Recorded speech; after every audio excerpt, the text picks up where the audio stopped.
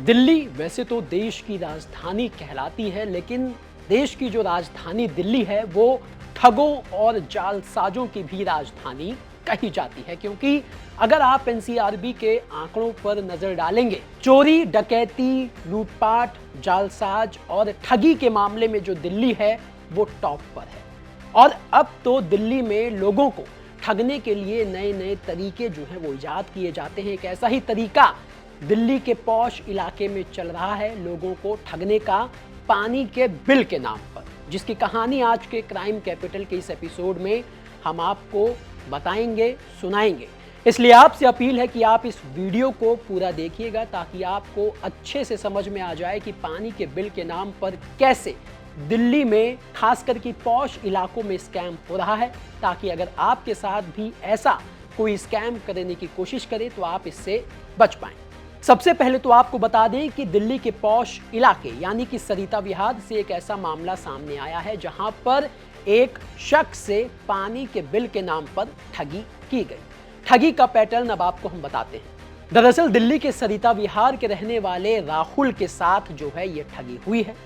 राहुल बताते हैं कि फरवरी 2025 में उनके फ्लैट का पानी का कनेक्शन काटने के लिए उनके पास एक फोन आया था। फोन के बाद उनके पास एक मैसेज भी आया, उनको डराया गया और कहा गया कि आपका पानी का कनेक्शन आज रात 9 बजे तक कट जाएगा। अब ये सुनने के बाद राहुल घबरा गए और उनसे ये कहा गया कि अगर आप चाहते हैं कि आपका पानी का कनेक्शन आज रात 9 बजे तक ना कटे तो हम आपको एक एपीके फाइल भेज रहे हैं।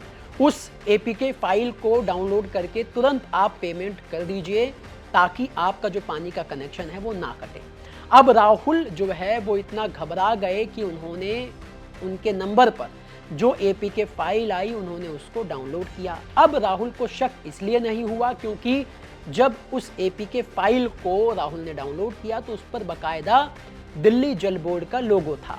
राहुल को लगा कि दिल्ली जल बोर्ड का लोगो है तो ये सरकारी ही कोई पोर्टल होगा जिस पर जाकर पेमेंट वो अगर कर देंगे तो उनका पानी का कनेक्शन नहीं कटेगा।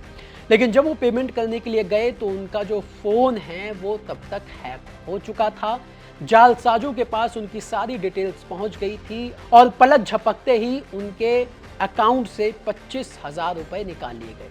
मज़े की बात यह है कि उनके पास कोई ओटीपी नहीं आया, लेकिन बावजूद उसके उनके अकाउंट से पैसे कट चुके थे।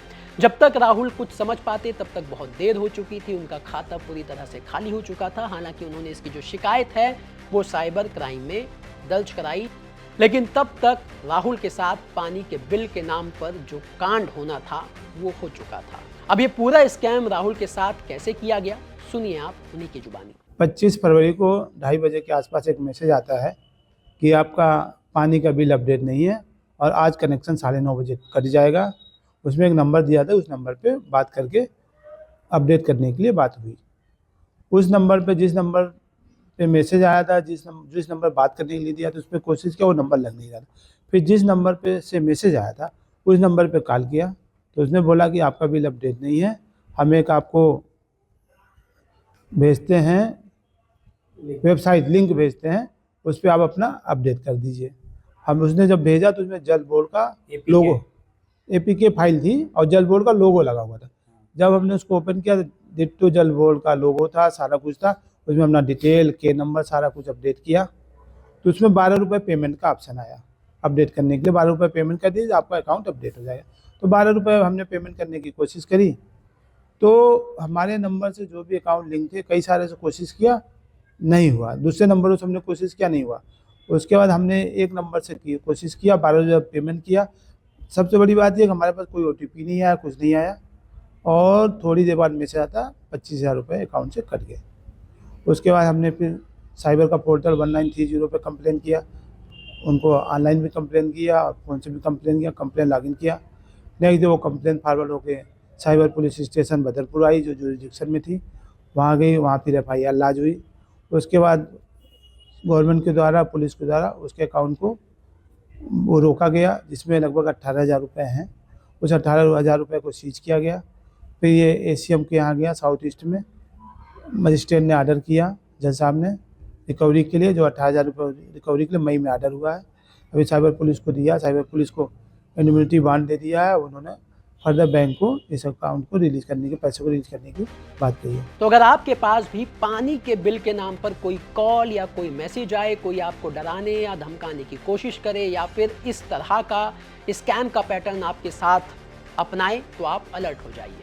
लेकिन अगर आपके साथ किसी भी तरह का कोई साइबर क्राइम का फ्रॉड हो चुका है या आपके खाते से पैसे जो है वो साइबर ठगों ने उड़ा लिए हैं, तो हम आपको कुछ राय देना चाहेंगे, कुछ स्टेप्स बताना चाहेंगे जिसको अगर आप फॉलो करेंगे तो आपके अकाउंट से जितनी भी रकम की ठगी हुई है वो आपको वापस मिल सकती है। लेकिन याद रहिए, समय रहते ही आपको शिकायत करनी पड़ेगी और जो प्रोसेस हम आपको इस वीडियो में आगे अब बताने वाले हैं उसको फॉलो करना होगा। तो अगर आपके साथ किसी भी तरह का साइबर फ्रॉड हुआ है या आपके खाते से साइबर ठगों ने पैसे निकाल लिए हैं, तो आपको तुरंत 1930 नंबर डायल करना है और अपनी शिकायत वहां पर दर्ज करानी है। ये तो हुई ऑफलाइन कॉल करके शिकायत दर्ज कराने वाली बात। अगर आप अपनी शिकायत को ऑनलाइन दर्ज कराना चाहते हैं तो इसके लिए आपको cybercrime.gov.in पर जाना है।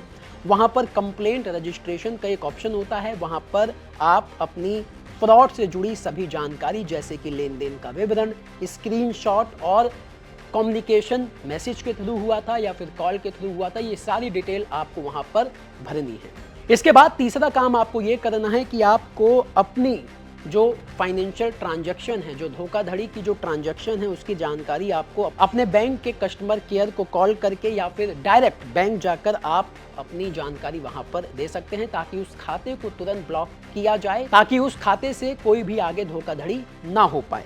अब जब आप ये शिकायत करें तो आपको कुछ बातों का ध्यान रखना है। वो ये कि जितनी जल्दी हो सके, यानी कि धोखाधड़ी के 24 मिनट से लेकर 60 मिनट के बीच अपनी शिकायत दर्ज कराएं। उतनी ही आपकी गवाई गई रकम के वापस मिलने की संभावना वो उतनी ज्यादा बढ़ जाती है। इसके अलावा धोखाधड़ी से संबंधित जो भी जानकारी है जैसे कि स्क्रीनशॉट, मैसेज, लेन देन आईडी, सभी को संभाल कर रखें और बैंक और पोर्टल पर अलग अलग शिकायत करें। बैंक को सूचित करने के बाद पोर्टल पर अपनी शिकायत करें और वहां से जो एक्नॉलेजमेंट नंबर है वो बैंक और पुलिस के साथ भी शेयर करें, ताकि जो साइबर ठग है वो उस डिटेल के जरिए पकड़ा जा सके। तो अगर आप ये सारे स्टेप्स फॉलो करते हैं तो अगर आपके साथ भी कोई धोखाधड़ी साइबर ठगों के जरिए हुई है तो आपको बहुत मदद मिलेगी और हो सकता है कि जो अमाउंट आपके बैंक से कट गया है या साइबर ठगों ने निकाल लिया है वो भी आपको वापस मिल सके।